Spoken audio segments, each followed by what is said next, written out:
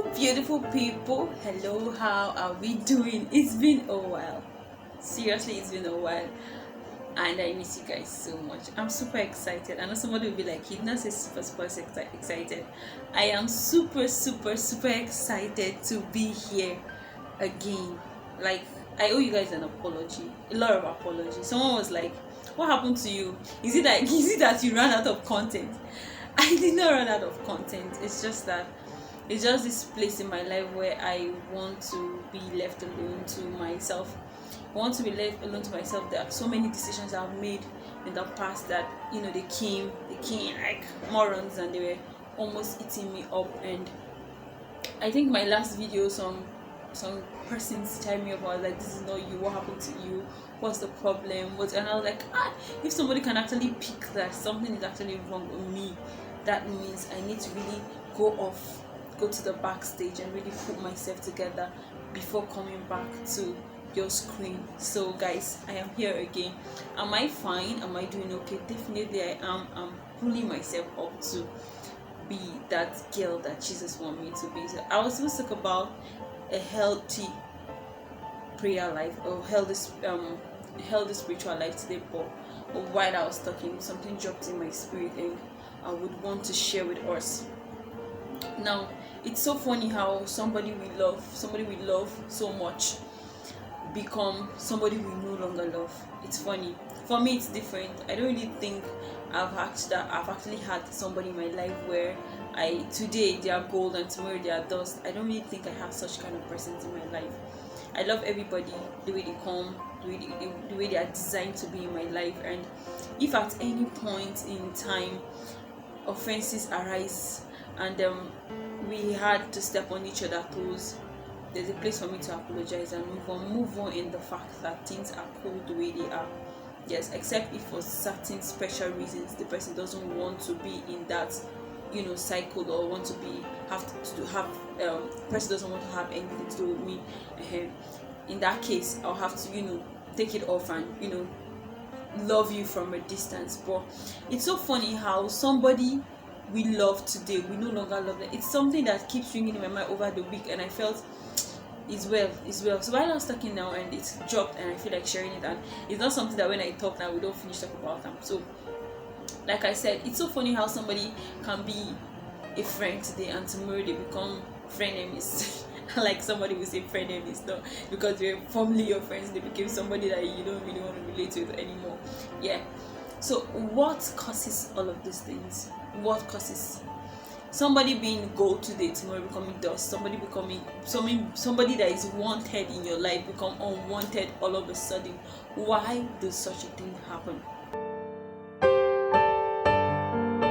Now, I have actually had experiences in my life with people where we were cool, then all of a sudden we're no longer cool.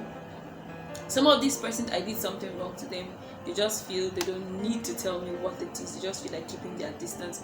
I appreciate that so much, and I love them. Like I love them, even though I don't know the reasons why all of those things happen, but I still love them and I want the best for them from a distance. There are people that a lot of people said so many things about them to me. I started reacting, I started giving attitudes, and I started doing so many things, and it's backfired because I kept on saying it is cool, I'm cool with them, but as time goes on, I kept on withdrawing myself because of the things I have heard they said about me. Am I supposed to do that? No. Am I supposed to confront them and ask them questions? Yes.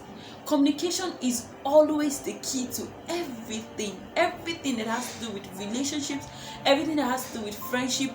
Communication is the key.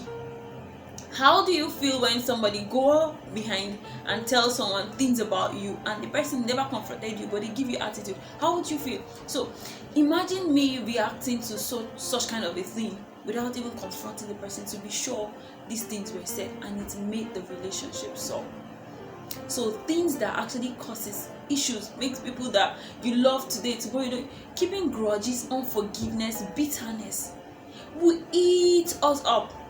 Yes, it keeps on eating. My mom will say kokoro to nbe labe efo lo je by my Yoruba. I'm trying to make that kokoro that is under efo. It keeps eating and eating, and that is how grudge, bitterness and unforgiveness. It keeps on eating and eating. To you, you feel it's nothing. I just want to talk. I just don't want to talk about it, but we are cool. But sincerely speaking, you guys are not cool. Somebody did you a solid.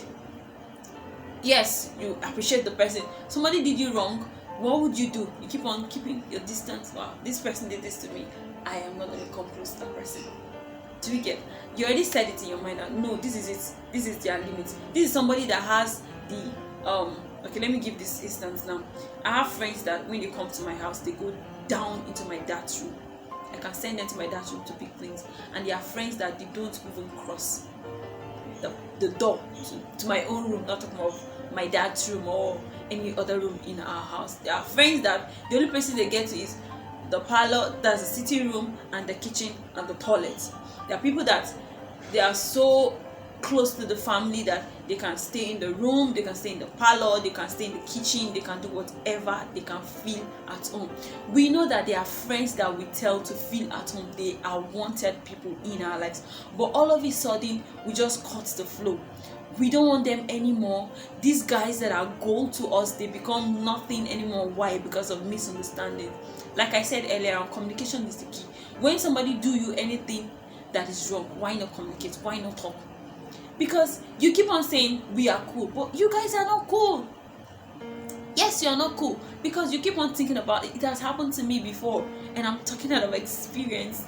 I am not supposed to share this thing here, but I have to share it because I want us to learn. I want us to learn to be able to communicate when something happened. I was in a relationship where I know how to box in things. When something happened, I'll be like, it's nothing. I can control it. With time to go off. It's a lie.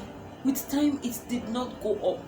I kept on boxing it in. I kept on boxing it in until when I exploded, and then I said giving attitudes. I said keeping my distance. The other person was wondering what was happening, till the other person too started giving attitudes. Giving attitude in the sense that it became like, okay, since you don't want to be my friend, no problem. Let's just stay like that. We see ourselves and be like hi, but we don't talk to each other. So why that? As children of God, that is not supposed to be our lifestyles. We are supposed to be examples to believers in conduct. Yes, so a lot of us forget that we are supposed to be examples. Offenses will come. They will definitely come. But what would you do? What are you going to do when these offenses come? Offenses will come. It will definitely come. But how we respond to these offenses is what tells our level of maturity. Like I said before, we are supposed to be examples to believers. To unbelievers too, we're supposed to be examples. So imagine that colleague at the office that is not a believer did something wrong to you and you start keeping malice. It doesn't tell well. I see a lot of us do that. I'm not exempted from this thing I'm talking about. We all do that. So I was just like, it's well, like, how do we manage to keep malice, to keep grudges, to have that bitterness, unforgiveness? How do we win these people over?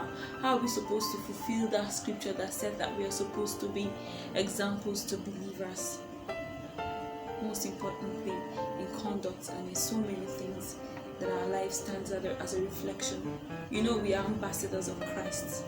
We are royal priesthood. So if we keep on declaring all of these things and we are not doing them, you know that time when you see somebody that you have misunderstanding with, when you see the person coming, you have not forgiven the person, you have not let go. So it's time for us to let go.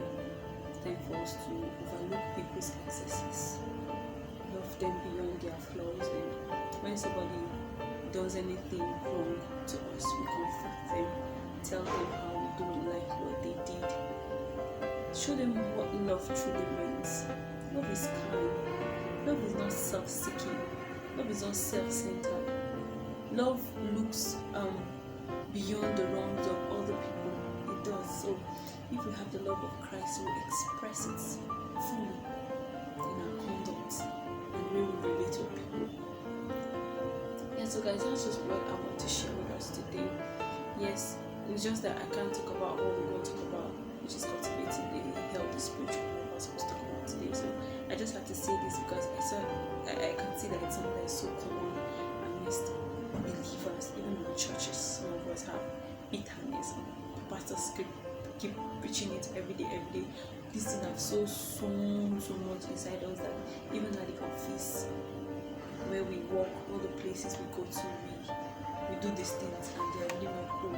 They are really not telling you about who we are in Christ Jesus.